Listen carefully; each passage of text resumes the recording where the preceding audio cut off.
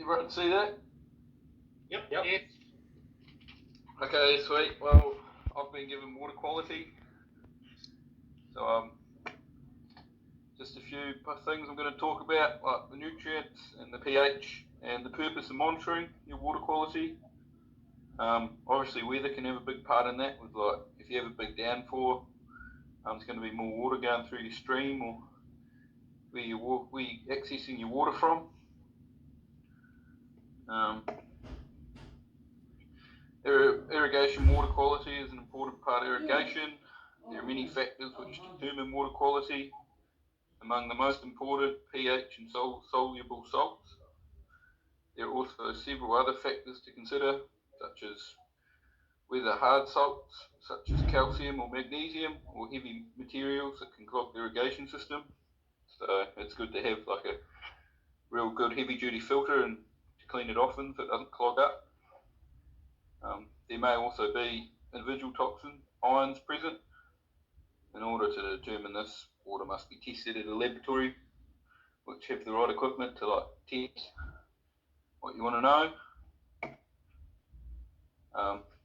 Because water quality can influence soil quality of the turf grass and performance.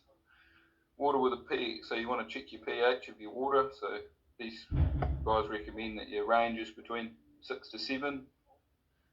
But unless you're catering for a specific turf grass, if your turf grass needs something a bit lower, you need to cater to that. And if your pH is out of that range, you may have to apply chemicals to equal out your water. If bicarbonate or carbonate levels are present and high, these ions can react with calcium or magnesium in the water and in the soil and form insoluble calcium carbonate or magnesium carbonate, which is lime, which we don't really like in sports turf grasses. This reaction reduces the amount of free calcium and magnesium in the soil, allowing sodium to compete and take up negatively charged sites on the clay particles. So that's going to your cations and that sort of stuff. Too much sodium in the clay reduces and results in decompaction of the soil structure and reduces water percolation through the soil profile. So that's all going into like, if your water's high in those sorts of ions, you could be just filling up with too much calcium and magnesium and not enough of the other nutrients that you need for your water. Or turf plant. That's it. Oh, where'd we go? Am I still there or You are. disappeared? You've disappeared, but your initials are there. There you go. Is the slide gone? Yep. Yeah, the slide's gone, mate. Oh. Yeah. Oh, well, that was that, but the slide's disappeared. I can open it back up there. Thanks for that, Tone. So, just a question. So talked really well in terms of sort of chemical quality and issues. Yeah. Are there issues when you're taking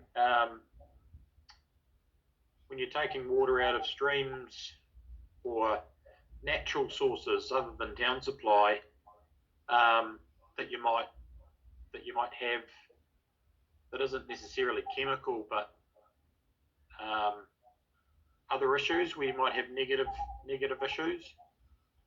Well, like your water could be like, instead of like nutrients like they've got on here, like if you got like heaps of like pests and the animals and plants and that, you could be putting seeds through there and that sort of stuff that come off